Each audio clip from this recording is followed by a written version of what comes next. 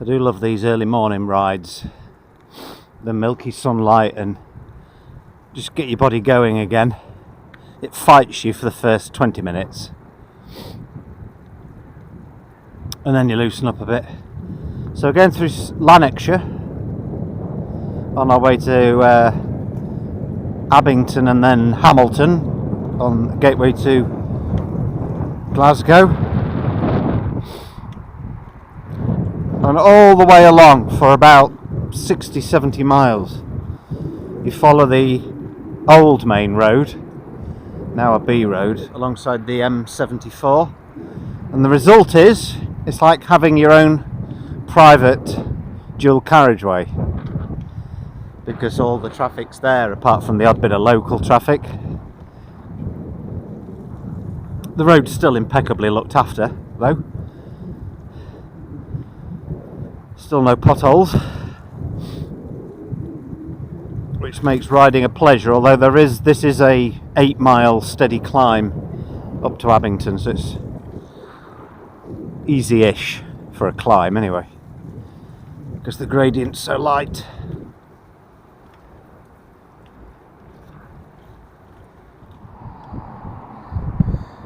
So I've reached Abington Services, somewhere I come to regularly 4 or 5 times a year on my way up to Scotland.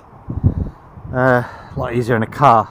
And I didn't know this, but the river following this valley that I've been in for the last 2 days, that little river there, is actually the Clyde.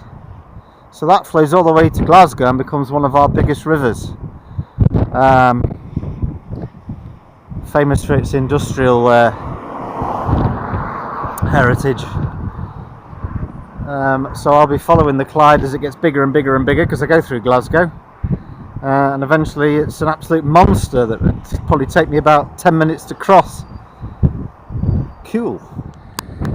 So we're right on the top of the Lanarkshire moors, the southern uplands, and the wind's now turned into my face. This is really hard work, but really beautiful. And I haven't seen a house for about 1.5 miles either direction, and look, somebody's decorated a little pine tree by the side of the cycle track. Isn't that lovely? Really decorated it beautifully. Thank you, whoever you are, you've really cheered me up for a bit.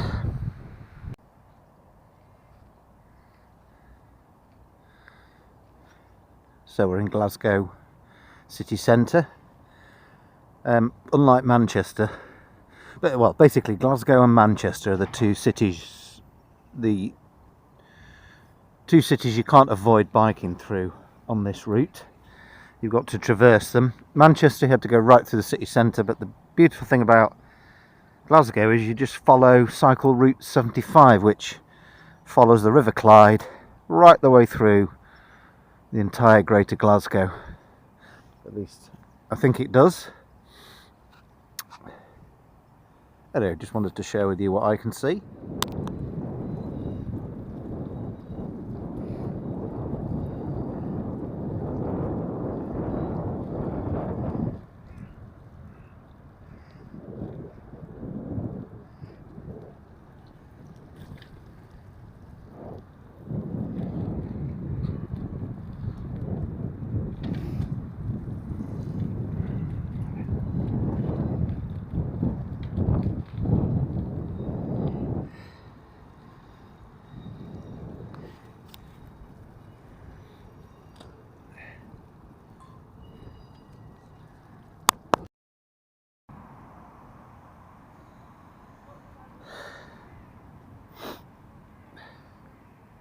He's a big devil, isn't he?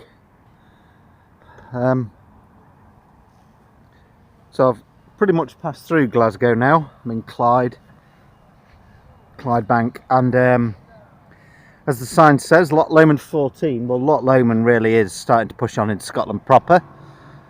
So I should be able to do that in an hour or 2 hours.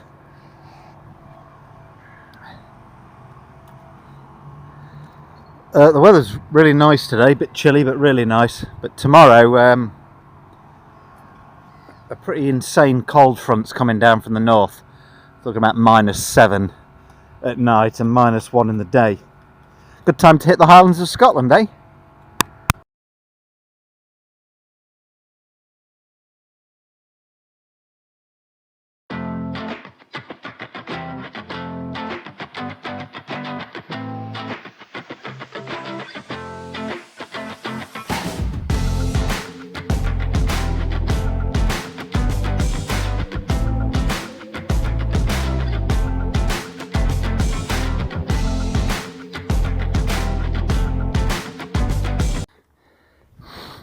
Morning. Frosty cold start this morning, -3 last night.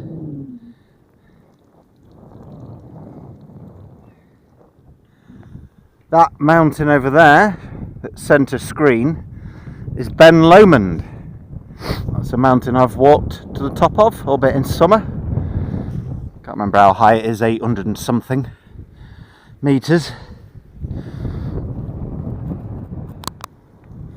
So today promises to be the most beautiful of the entire Land's End to John O'Groats trip, and it has the added joy for me that I'm visiting a part of Scotland that is very much on the tourist trail but I've never been to, which is the Trossachs National Park. Loch Lomond and the Trossachs.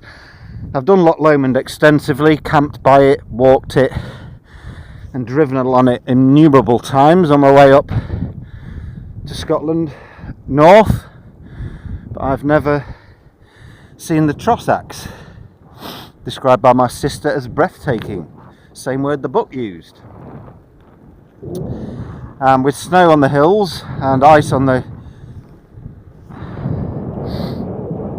roads and on the streams, it's going to be particularly beautiful, although I do have to watch it because although the farmers do a great job of gritting their own road, they don't sit around moaning waiting for the council to sort their lives out, they just do it themselves. That said, it helps if you've got a tractor and your own supply of grit, which I guess if you live in central London is a bit tricky.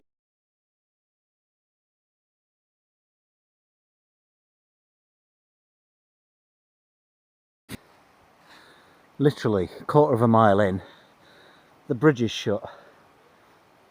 There's a great big stream and it just says please try an alternative route. Yeah, any suggestions? This is the way. I think I'm gonna have to wade across the river. I've just looked at the map and there is no alternative way. Great.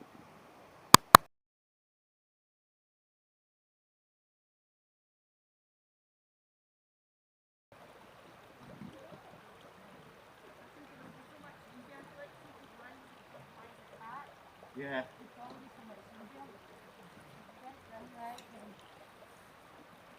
No, I think I'm going to be alright. You sure? Yeah. That's not as bad as I thought it was in the on the stones. Just watch. That's your back. That was me. It's this one that's dodgy here. Like, there you go. Okay. Yeah, it's kind of you to be near. Alright. See you later.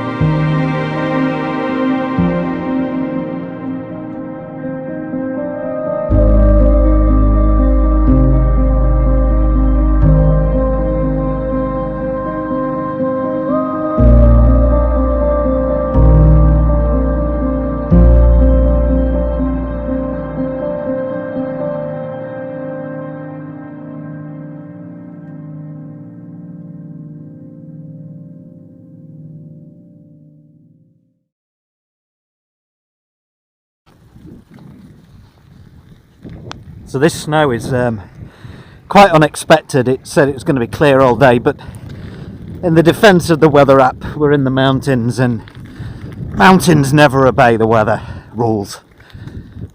You get little microclimates that do what they want, and rarely does it err on the better side of the forecast. Even. In a quarter of a mile, turn right. My sat-nav is unstable. It talks rubbish. It's just told me to turn right on a straight track. Look at that.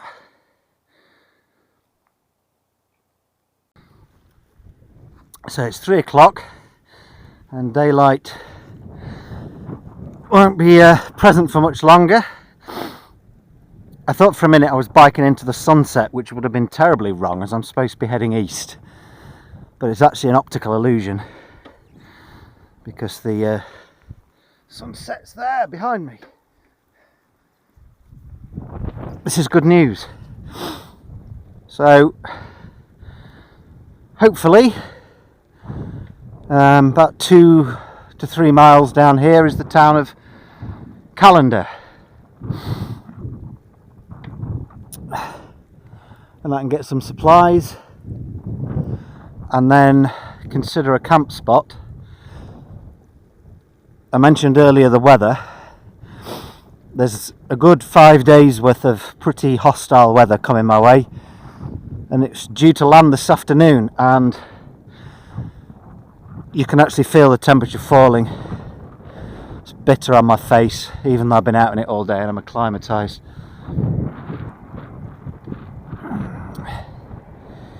And it's -4 in urban areas overnight, so in the hills -6, -7, which is likely to be the coldest night I've had on this entire trip, and is very testing.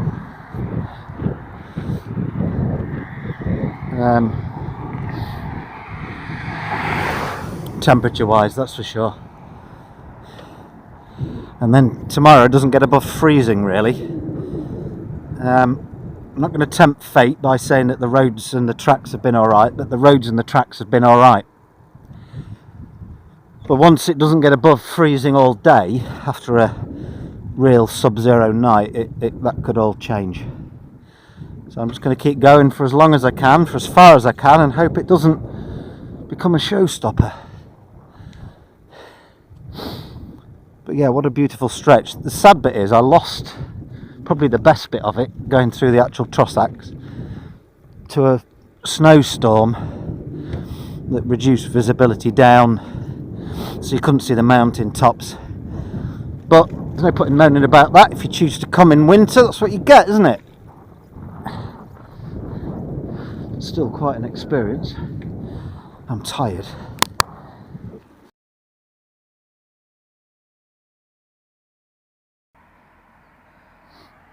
Morning again. I've had a lot of those. So last night I treated myself to an inn in Callander because it was -7. It's still probably -7. But that's my destination for today, Killin, which is the shortest stint I've got planned. And it's tonight that the weather system that's already gripped northern Scotland hits us. So, see how far we get. Delightful little town. And views of the Trossach Mountains ahead. Crisp. I think that's how I'd describe this morning. It's pretty brutal on the lungs. And I'm still trying to assess how safe it is. It's alright being on an A road, but in about 5 minutes I'll be on the track and I'll soon know. But in terms of surroundings and clear blue skies, absolutely stunning. It's good to be alive. Okay, well there's your answer. Touch wood.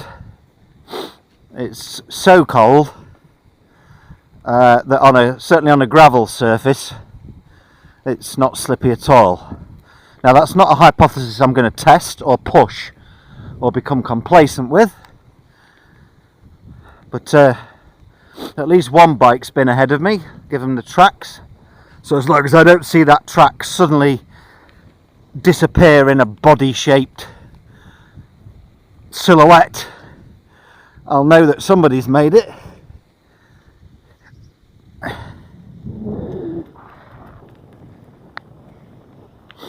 And this is why winter's my favourite season.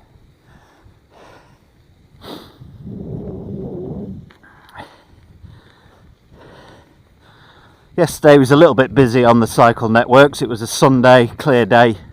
Today's Monday, well below freezing, so I hope to have it pretty much to myself as I cross the Queen Elizabeth Park and the Trossachs down to the large village of Killin, where I'm going to attempt to camp.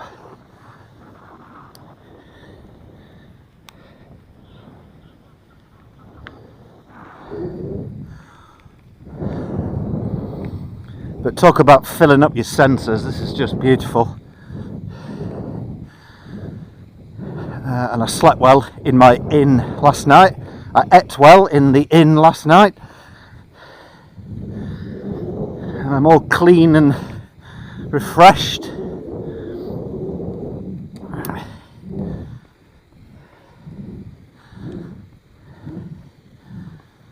Yeah, today's going to be a good day, touch wood.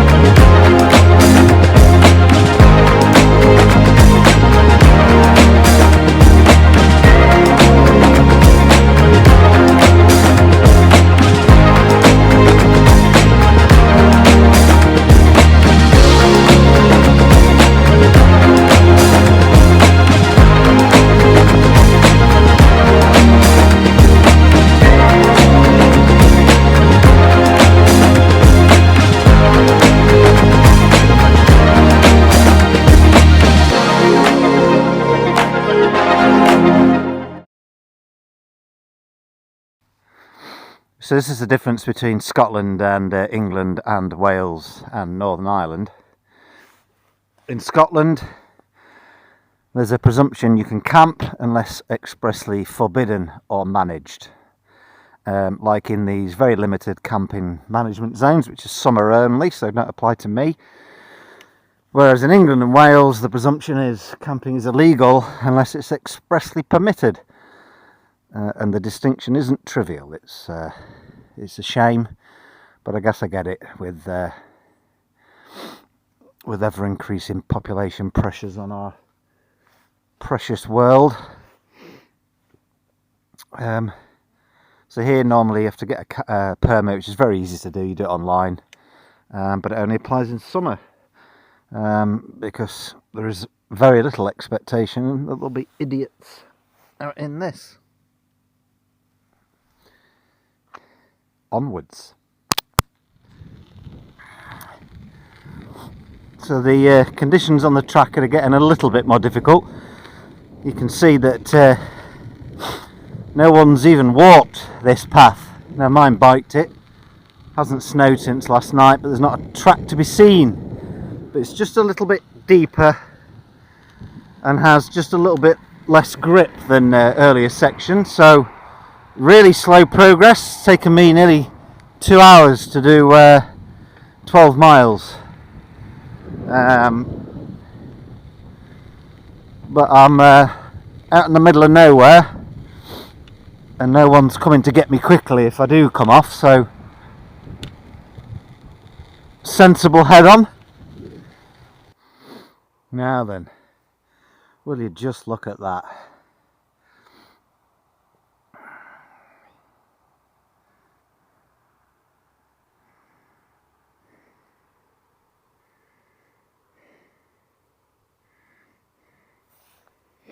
It's about 1:30. I'm well over halfway to Killing, so which is good because these, I mean, it's only a slight incline, but there's just no grip.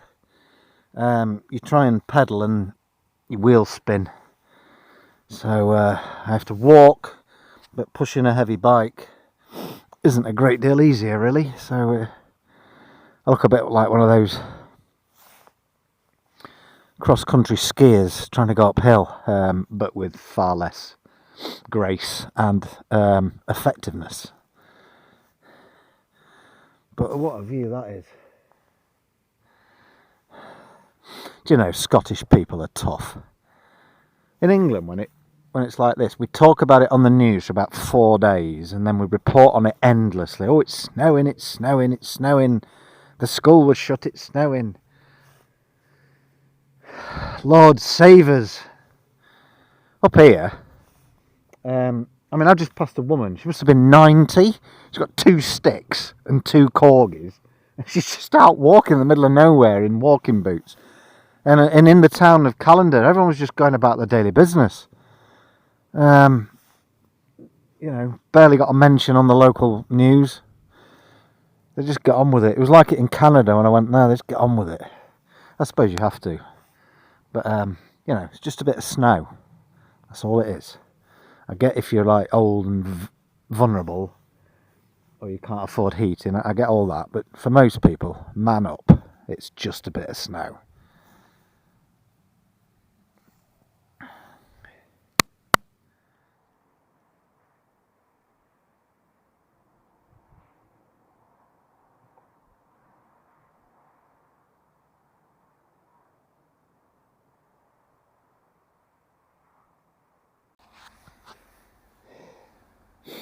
Right, I've got a decision to make. It's 2:30.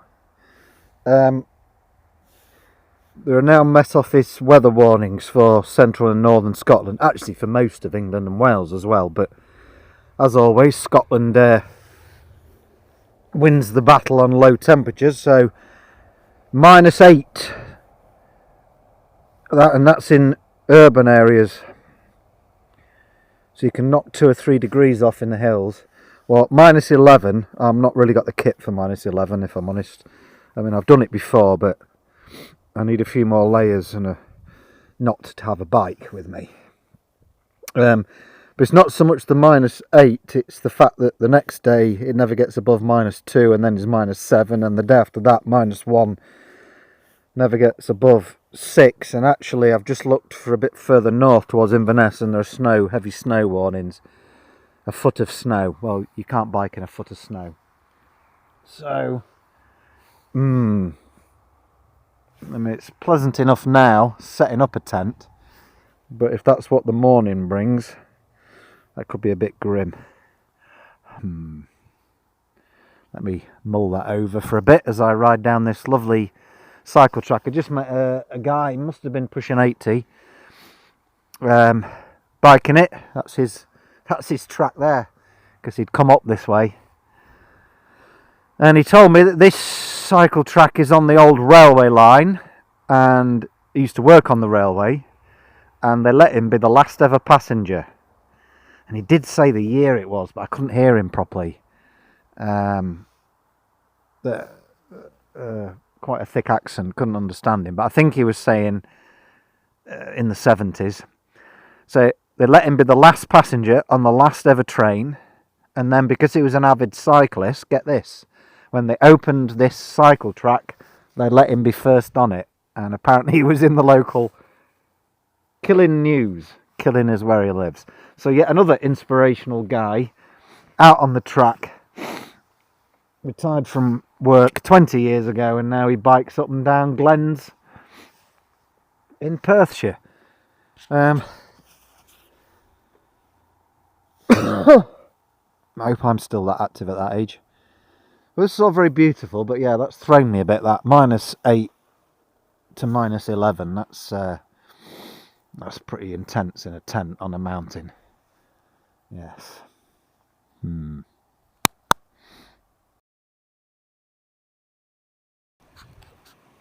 Things like this always spark my interest. My dad did a career as an officer in the RAF, and I do believe I vaguely remember this.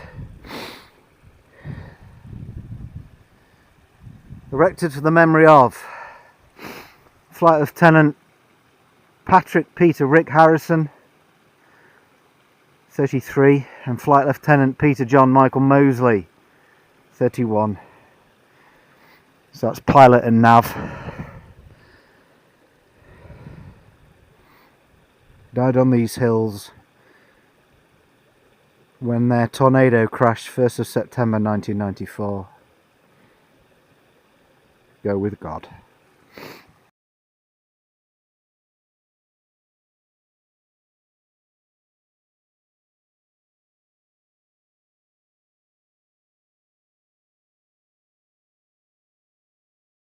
That is beautiful.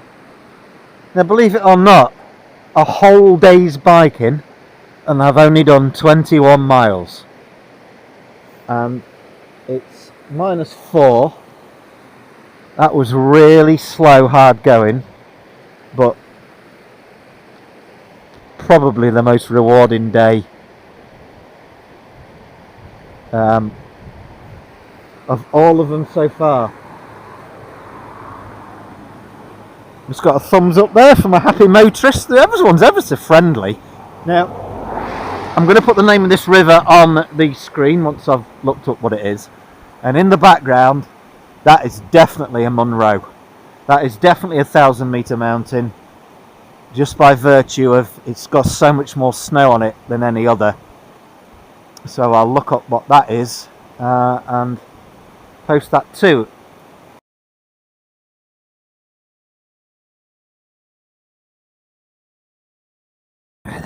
Right. Gosh, this looks very...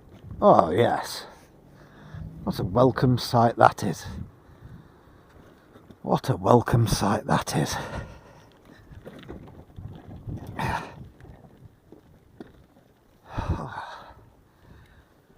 Bathed in sunlight.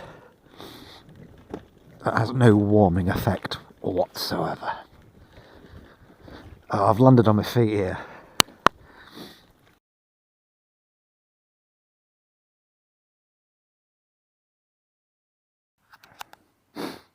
Right, well, I've done about an hour on the bike. The good bit is the track along Loch Tay, which is the loch that you're looking at now, which is quite stunning, by the way. Is this single track tarmac road. It's gritted. It's an absolutely beautiful surface.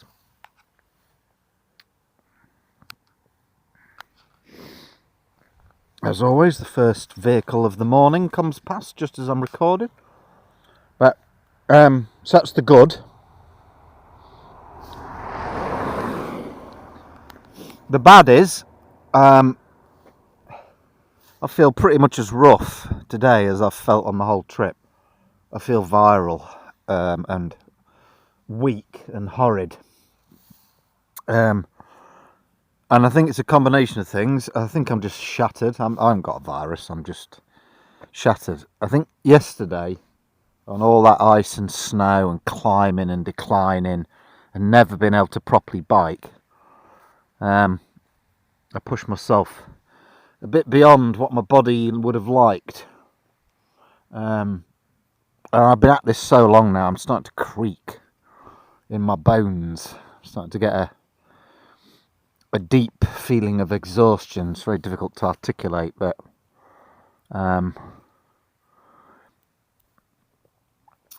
and my brakes have almost failed completely, which is, well, I've decided not to let it cause me anxiety. But it's always there in the back of your mind. What an idiot for going past the last town without getting them sorted. Again, I think that was the harsh treatment they got yesterday, where I had them on almost constantly on the ice. And then the other bit that's defeating me is the weather is just starting to come over the weather front is just starting to come over the mountains. So in a minute, it's talking about snow and blizzard conditions. It said it was going to come in last night, but it didn't quite reach us. So I need to just sort myself out. I've stopped and had a sandwich a bit early to try and get some energy.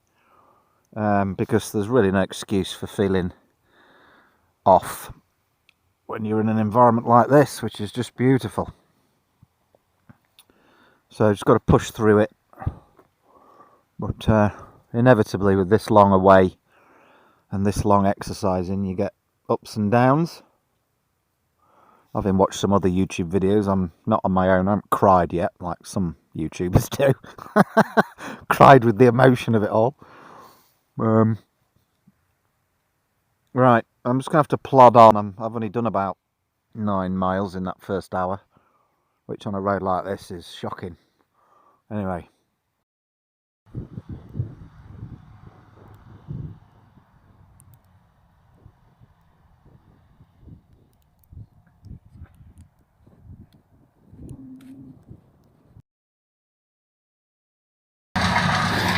Yeah, look, Scottish people in a microcosm.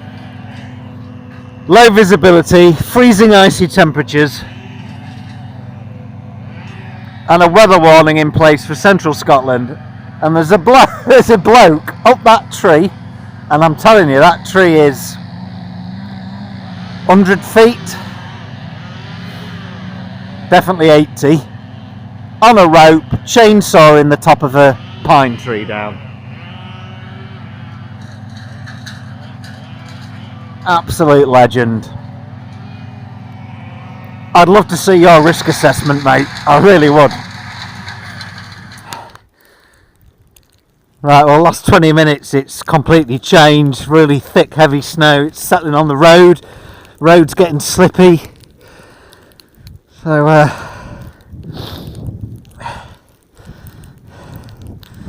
this is the snow they've been banging on about on the weather for the last 36 hours.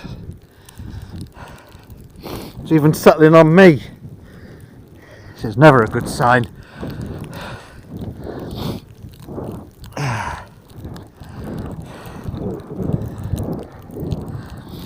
Pheasant just nearly topped my head off. Yeah.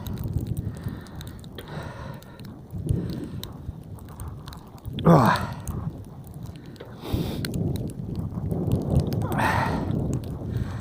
I need help to understand why I'm enjoying this.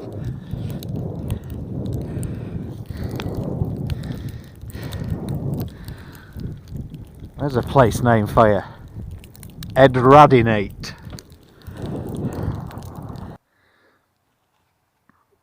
There's something very beautiful about the blue-green fur against these big snowdrops. Snowflakes, even. Where snowdrops came from.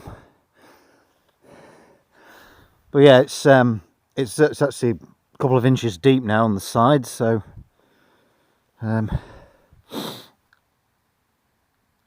weather system's finally arrived. I've just checked the weather app and it ain't going anywhere for the next 12 hours, so if it keeps going like this, it's going to be pretty deep. Lovely. I do like snow. Slightly less at the moment than normally, but in general I really like snow.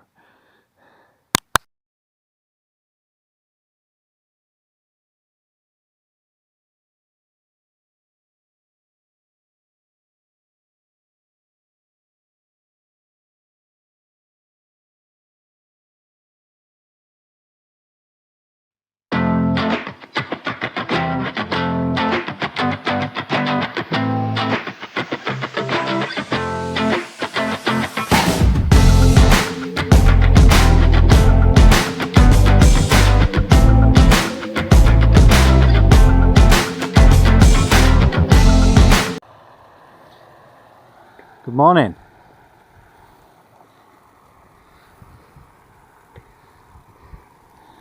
So I'm finally got going again. I lost a day snowed in. Well, the tracks were impassable.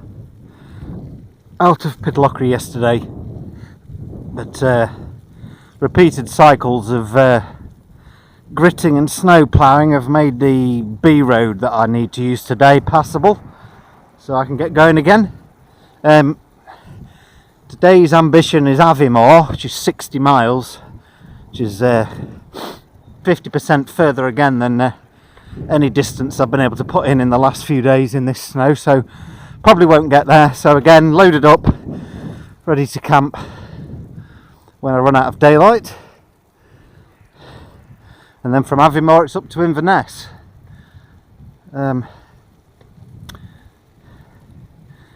These roads are pretty much rideable now.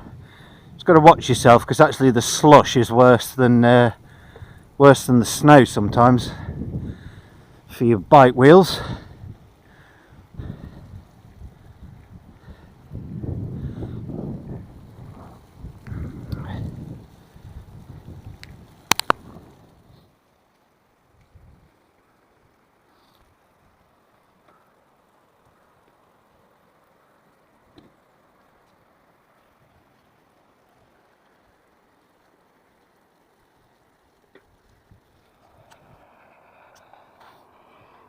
Here comes the gritter man, so I'm just getting off the road because they don't have a habit of stopping.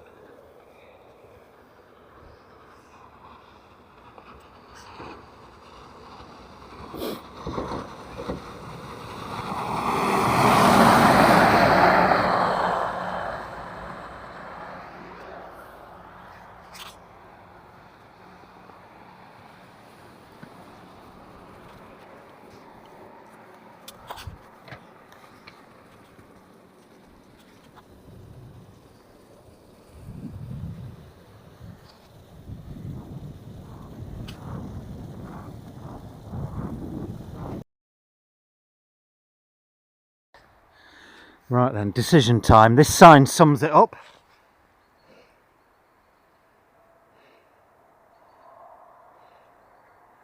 No food and shelter for 30 kilometres.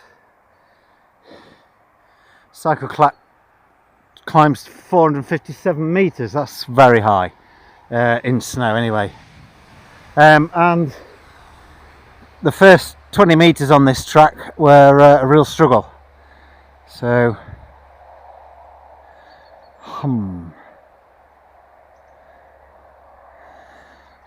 well, I think I'm going to crack on. I've got my tent with me, and thawing weather is coming. It's just the climb's going to be hard work, but I can always walk it.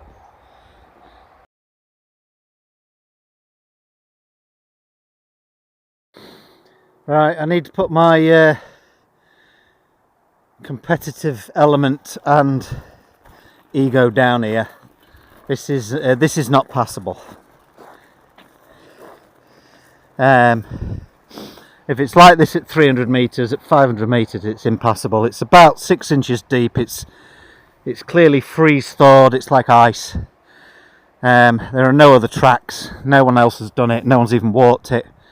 So I'm just going to take a minute, gather my thoughts. Don't like being defeated, but see if there's any alternate route. There's the A9, which some people commenting on my videos have taken, but it's heavy lorries. It's absolutely sludged up to the hilt, and pretty dangerous cycling conditions. So I'm just going to see if I can find another route. If not, I'm going to have to give up and wait for this to thaw, which it is going to do in the next 36 hours. I don't like being stuck going stir crazy in inns, but I've got to be safe.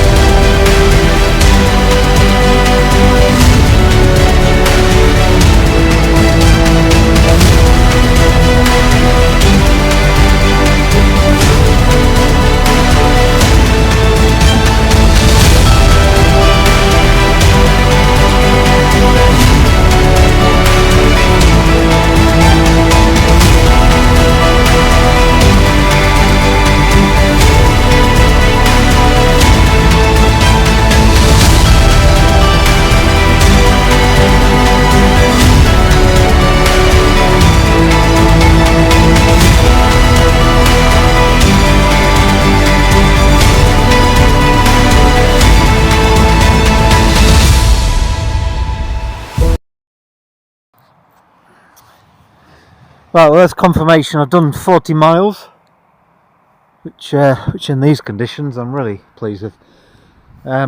So it's the worst of both worlds, really. It's freezing cold and the snow's about a foot deep. It's now starting to sleet, wet snow, so I'm getting wet and cold.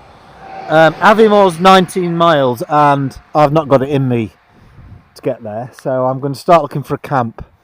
I'm going to do a snow camp and get in my sleeping bag and warm up soon, hopefully.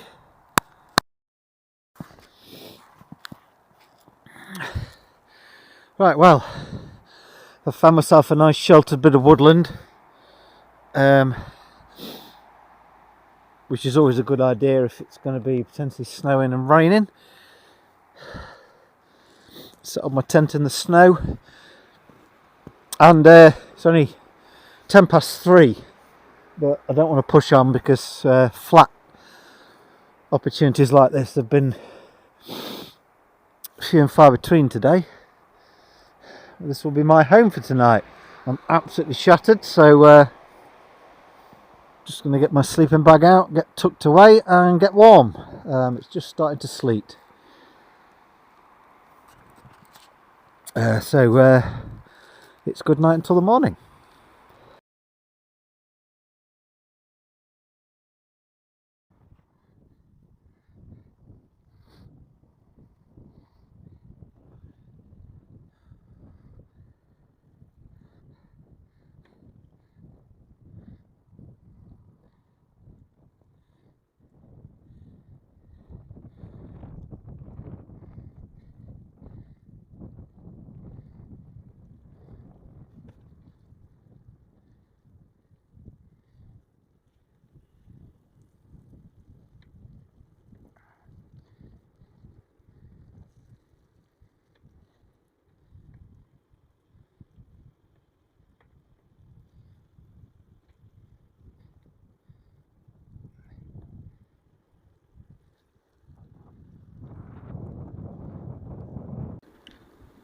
So I'm just a few miles south of Aviemore now. Most famous obviously for its ski resort, but to the west of Aviemore it's just the absolute middle of nowhere, and it's the old ancient Caledonian forest, which is the or one of, if not the most ancient forest in the UK.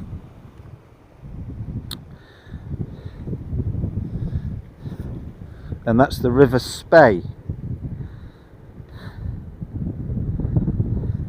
Again, famous salmon river.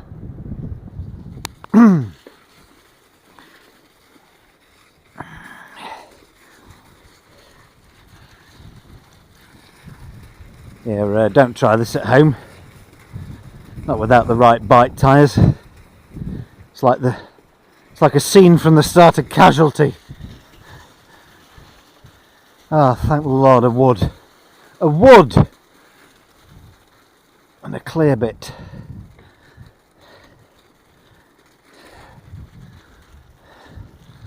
Back into ancient pine forest again, just like that. I don't know if you can see them over there, but that's the Cairngorms. And that's Cairngorm, the biggest Munro. Just sticking out the cloud.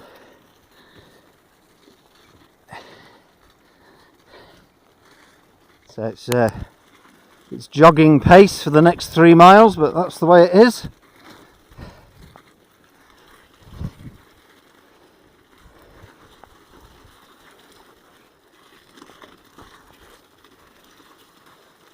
Ooh, this requires a lot of concentration, does this?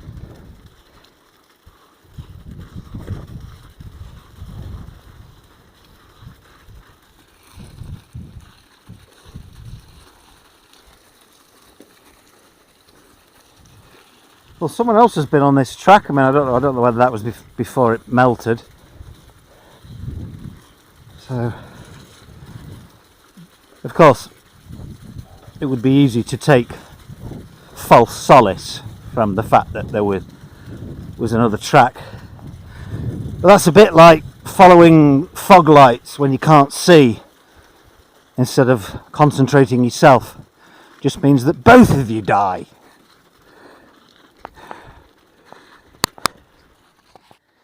Right, well, I've just come off. I'm alright, it was low speed. Just a bit of a bruise on my knee, but I smashed my panniers. So I've just spent the last half an hour with zip ties trying to reattach the frame, and the actual pannier bag itself is broken, which I've managed to use part of my tent to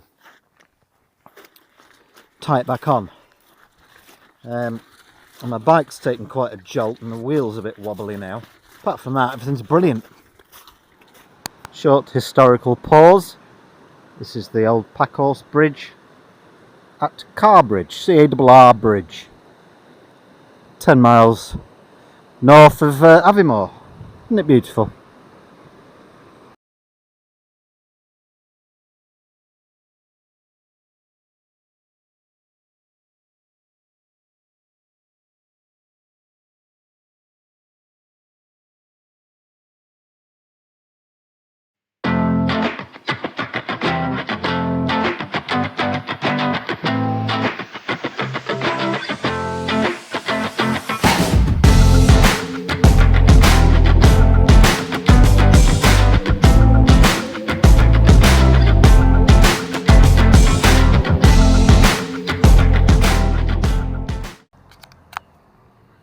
Okay, well, I've just lost 2 full days to the weather. Storm Aisha, which very sadly killed 2 people in Scotland, and Storm Jocelyn, which followed it 24 hours later. Winds up here of over 60 miles an hour. You don't need to be on a bike on top of the moors in weather like that. It's the only weather that's a complete and utter showstopper. So I've just been holed up in the wonderful Redcliffe Hotel in Inverness for 3 days, courtesy of the lovely manager and barmaid and chambermaid and electrician and plumber Anna from Romania. Thank you, Anna. So I'm going to leave you a nice review because I've just had my own little box room up there. Sky Telly, Amazon Prime. I haven't moved for 2 days really, other than to get my bike fixed and some new panniers, or a new pannier. So now I think she can just about make it to the end. Right, and I start today by going over the bridge out of Inverness. So I'll have the Bewley Firth on my port side and the Moray Firth on my starboard. So fully looking forward to that. Right, let's get going again. I've shut down over the last few days.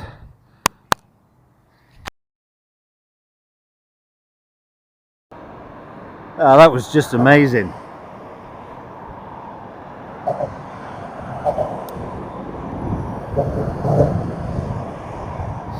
And there you go, you can see the whole city of Inverness.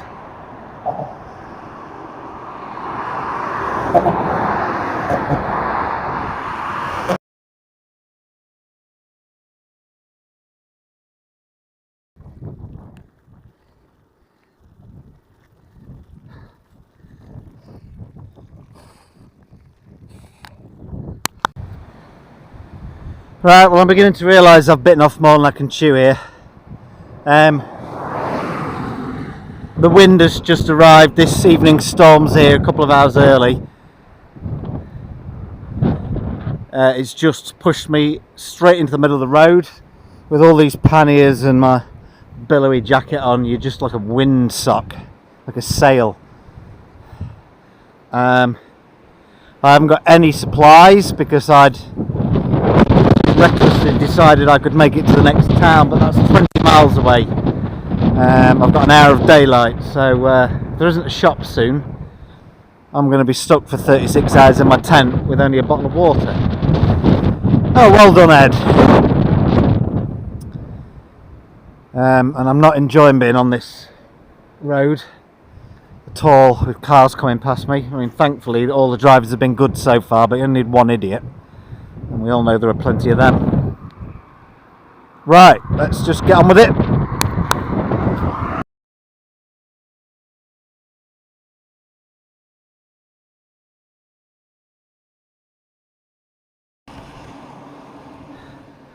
If you're watching, Martin, I've found the second AA box on my trip, right near the north coast of Scotland. Ardgay, box 504.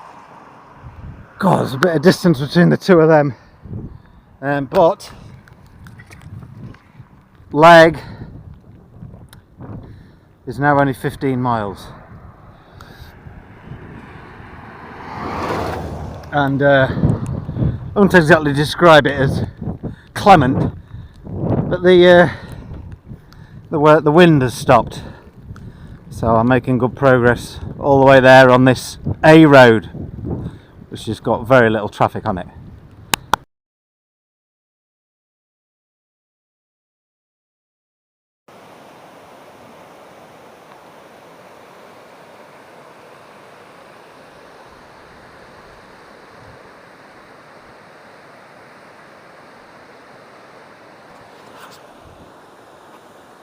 You know, I really can't get over this place. It's absolutely mesmerising.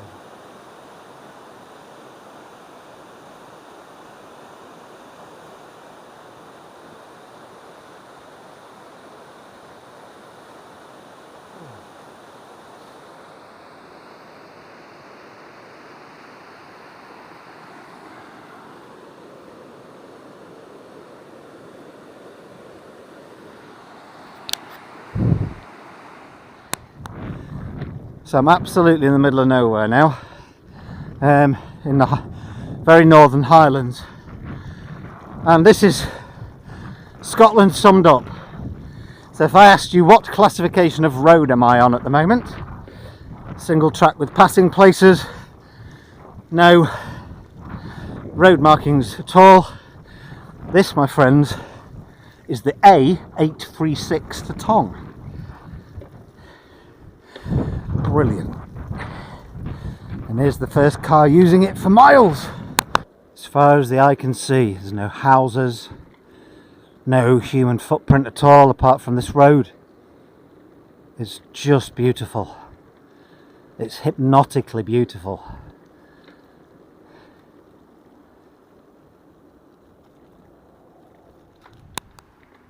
So these are the first dwellings for 7 miles, and according to mapping, for 5 miles beyond.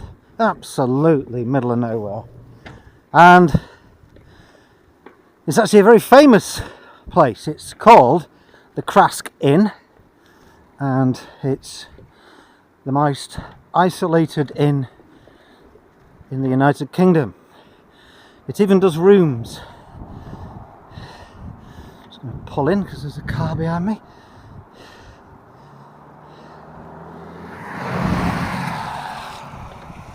Yeah, even does rooms, tea and coffee, and has a church on the back of it. And apparently in bad weather, when the inn is full, the owners let you sleep in the Wendy house, and I can see the Wendy house at the back. And it's even got satellite, but no Wi-Fi apparently. Anyway, it says Tong 25 miles, John O'Groats 90 miles. So we are getting there now. Oh, although I thought it was a bit nearer than that. And there's a hill.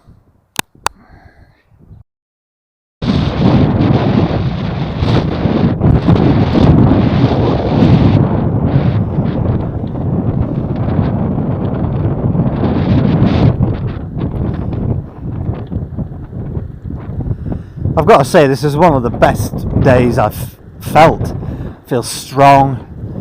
I've just realised I haven't been whinging about my legs for the past week. You just I've finally got used to the brutality of the routine. If this is what you're going to do to me, Ed, I submit.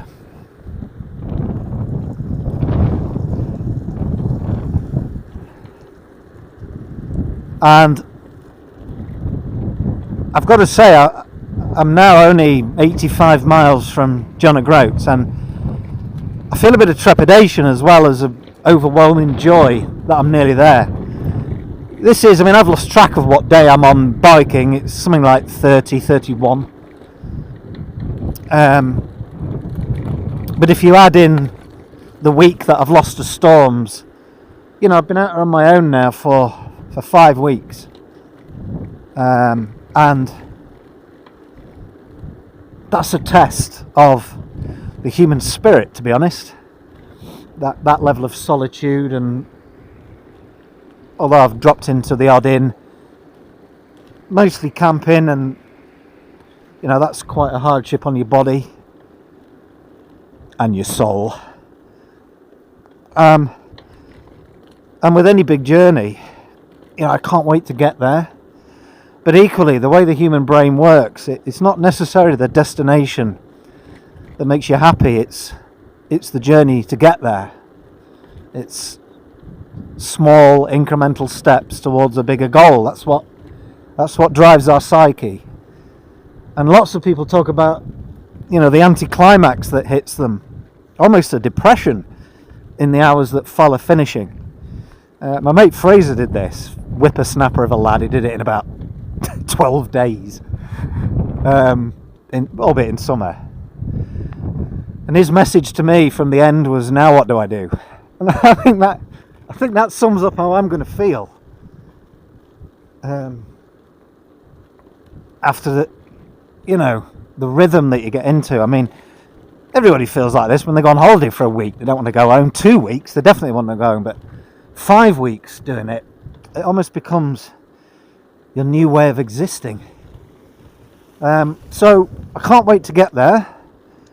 With good weather, which I haven't got coming, I could do it tomorrow. Albeit I'd get to John O'Groats in the evening and then be stuck, because you can't get any transport links from John O'Groats. So I might have to take 2 days to give me time to get back to a town, to book a train home. But I'm almost scared to finish, because this has just been such a magical journey, and I don't just mean the scenery. I mean it's a magical journey of. I'm not gonna say what I just thought, because it makes me sound like a yoga instructor, but it is a bit of a journey of self-discovery, really. Can I do it? Can I cope with the conditions?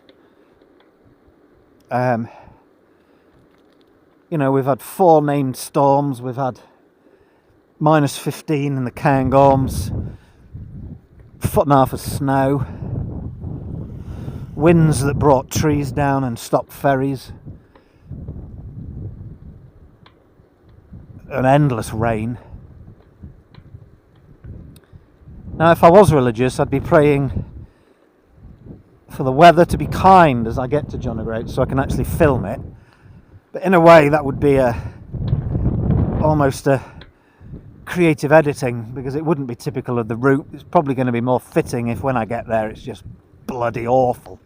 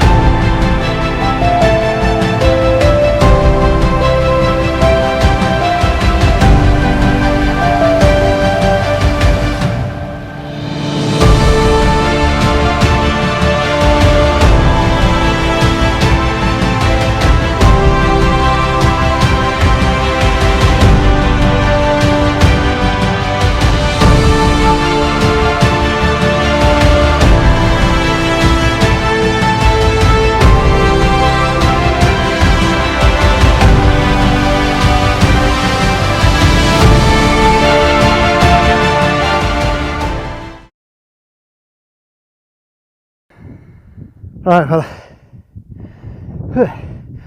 well, I've reached the top of the glen, and it's literally and metaphorically breathtaking. You can see for 10 miles down the valley. I have to say, I need to be ready for the Lake District and the Cairngorms, but this last stretch has absolutely taken me by surprise. This final bit is the last 5% of my journey, 4% of my journey, and I think it's the isolation that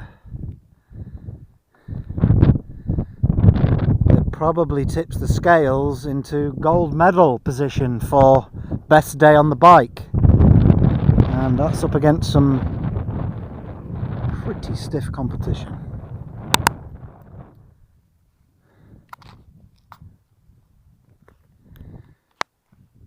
Short stop for late lunch. A own brand version of knickknacks. That's all I could come up with at the cost cutter. I just can't get over this place. There's no footpath, there's no sign of habitation apart from the road, and that's struggling to live up to standards. It's just amazing. Just amazing. My bike is absolutely battered. 5 weeks of salt and ice and wet. It was only about 220 quid. And it's on its last legs. It's starting to make some funny old noises. And there's some alarming patches of rust appearing around the brakes and the chain disky thing. Oh God, they're not what I thought they were going to be at all.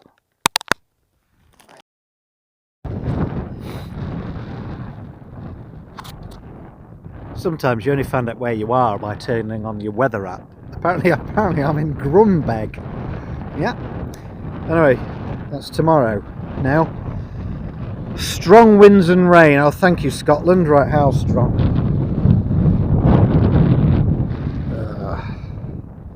45, 47, 45.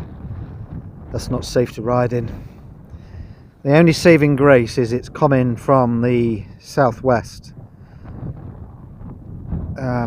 So it will be almost behind me, because strangely the route brings you to the very top of Scotland and then takes you east right along the top coast for 40 miles in order to reward you with this. But the issue is going to be, it's alright camping in tranquil conditions like this, well, relatively, but if that's what I'm waking up to, that's going to batter my tent. You've done it again, Scotland. I don't know how you manage it.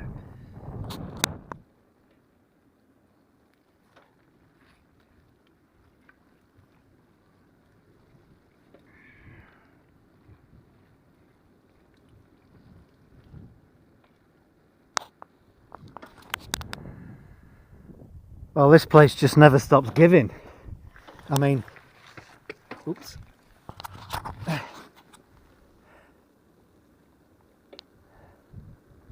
I mean, does that even come out on my camera? That's astonishing. I mean, look at that. Look at that mountain to the left. It's just a sheer drop. Must be about 500 feet drop. Wow. Wow.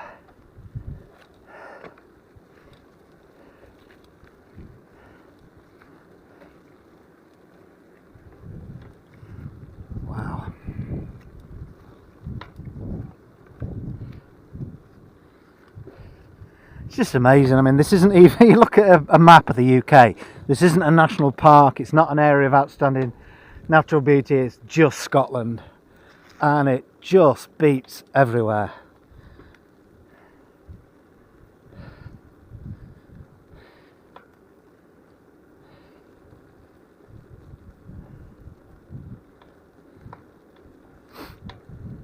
my mum paints, and I sense the next painting coming my way. Right, but most of the point, some over here needs to be tongue.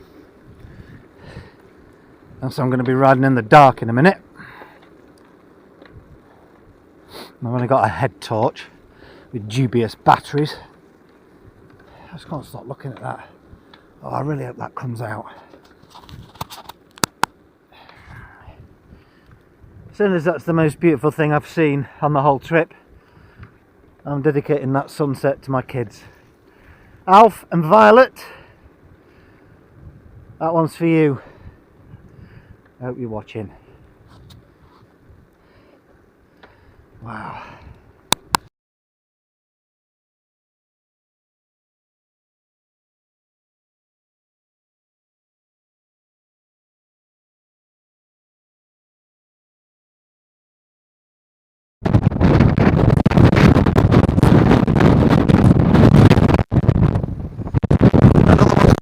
Right over my head. Right over my head.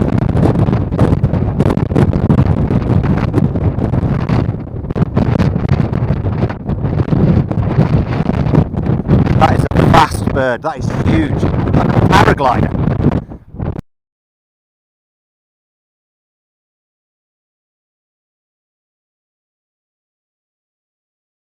Underneath, and then making a bunker. Hello again, my friend. I was sitting down in the Scottish Parliament, yeah? and the lads I was talking to, you were just saying, gentlemen, some come on their phone. I wasn't interested.